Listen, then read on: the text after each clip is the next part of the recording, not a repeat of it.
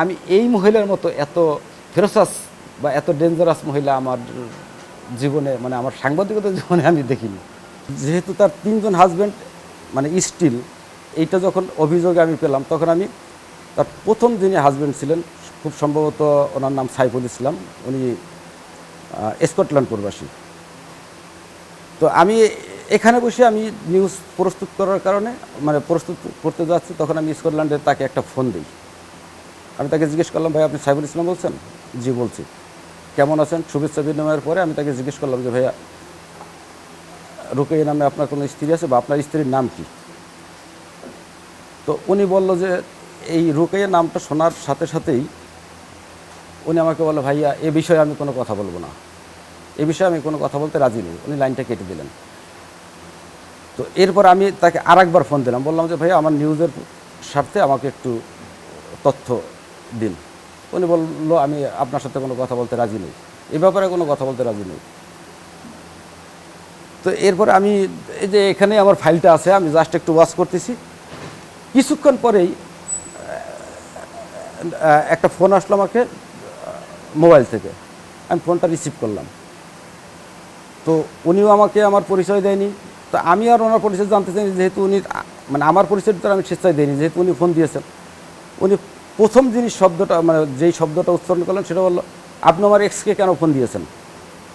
তো আমি ধরে নিলাম যে একটু আগে যেহেতু আমি স্কটল্যান্ডে ফোন দিয়েছি, সম্ভবত উনি এই ফোন দিয়েছেন।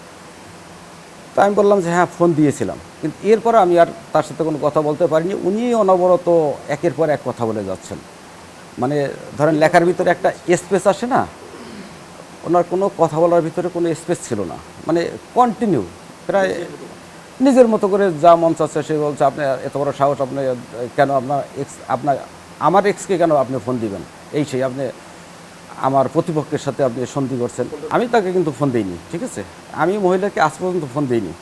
আচ্ছা, তো এইভাবে উনি যখন অনবরত বলতেছিলেন, মেবি 1 মিনিট বা আরও একটু বেশি সময় উনি বলেই গেলেন। হঠাৎ করে ফোনটা ওনার কেটে গেল।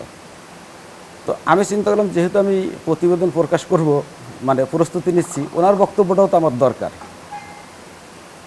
আর যেহেতু ওনার ফোনটা কেটে গেছে, সম্ভবত ব্যালেন্স নেই। তা আমি মানবিক কারণে আমি ওনাকে তখন আমার এই TNT নম্বর থেকে আমি ওনাকে ফোনটা দিই, ঠিক আছে, ওই নম্বরে আমি ফোনটা ব্যাক করি, কল ব্যাক করি। তো এরপরে উনি বলল যে আপনার বিরুদ্ধে আমি অ্যাকশনে যাব। আমি বললাম, আমার বিরুদ্ধে অ্যাকশনে যাবেন? আমি একটু হাসি দিয়ে বললাম। তো আমাকে উনি বলার কিছু সুযোগ দেয়নি। আমি বললাম, কোথায় অ্যাকশনে যাবেন? আমি যাচ্ছি। আমি বলছি, কোথায় যাচ্ছেন? আপনাকে দেখে নেব।